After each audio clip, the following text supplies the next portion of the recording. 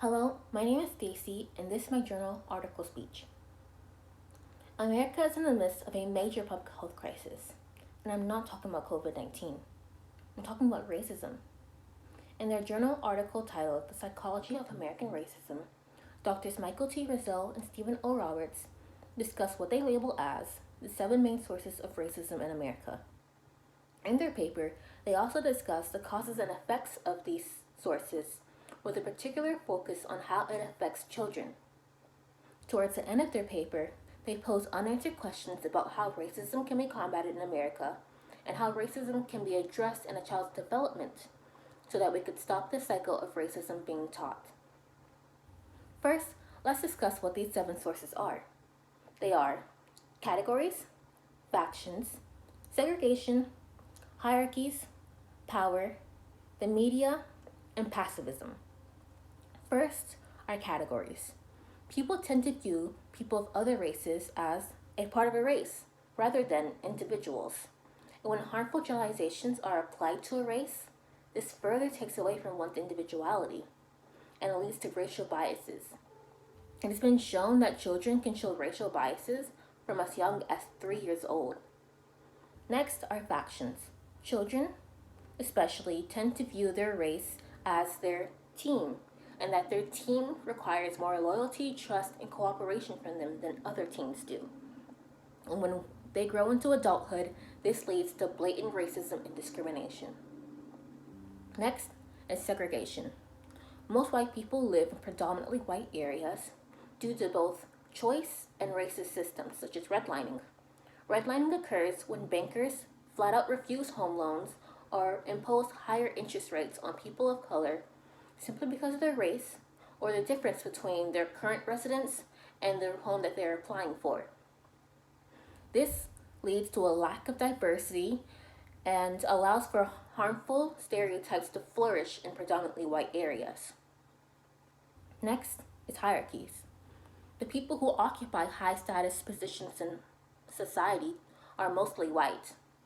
We tell our children that if they want to work hard to be a politician, CEO, or doctor, they have to work hard for it and really dedicate themselves to it. However, when children see that most of these people are white, it teaches them implicitly that white people work really hard to where they want to be, and that people of color don't. Next is power. People who occupy positions of power in society are also mostly white.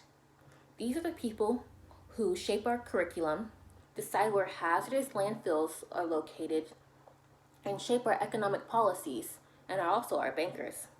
And it's been shown that all these systems tend to harm people of color, black people especially. There are also power on the micro level. Parents hold power in their households. When children watch their parents reacting negatively to people of other races, it implicitly teaches them that they should do the same, even if they don't know why. Next is the media. Minorities are underrepresented in the media. However, black people make up 12% of the population and 11% of the media roles. So that's good, right? It's not. Black people are overrepresented as negative role models and as being the perpetrators. However, white people are overrepresented as victims. This teaches the harmful stereotypes that black people are dangerous and harm white people. Lastly, there's pacifism. This paper introduces the term passive racism. To be an active racist, you are aware of the systems that harm people of color and encourage the thoughts, feelings, and behaviors of them. However, a passive racist is either unaware of these systems or they flat out deny their existence. In another study that Dr. Rizzo performed that he references in this paper, children were assigned to higher statuses such as being taller than the others. And it was found that children of higher statuses were less likely to empathize and listen to the points of views of people who are of lower statuses. And this is passive racism. People who are passive racists tend to do nothing about racism in society, and doing nothing is just as bad. Now, let's discuss how the doctors came to their conclusions. It is to be noted that in this paper, they do cite themselves several times. It is exactly 13 times that this paper references another paper that Doctors Rizzo or Stevens authored or co-authored. However, in the entirety of this paper, over 100 sources are references.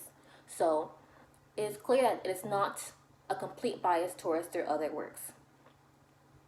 They cite other sources from other authors that include empirical studies, observations, and content analysis as their modes of inquiry. Lastly, let's discuss the limitations and unanswered questions of this paper. The limitations is that they do not pose any solutions of how racism can be combated, but they do pose very important questions for the reader to think about. It is to be thought about how racism can be combated in a child's development so that it can be caught, and also how can we maintain anti-racism in a child's development. In conclusion, Doctors Michael T. Rizzo and Stephen O. Roberts give a list of what they call the main sources of racism in America. They define these sources and also pose the questions about how these sources can be combated in America in order to stop the cycle of racism. They use their own works to cite, and they also cite many other authors who also believe that this is a major problem that needs to be addressed in America.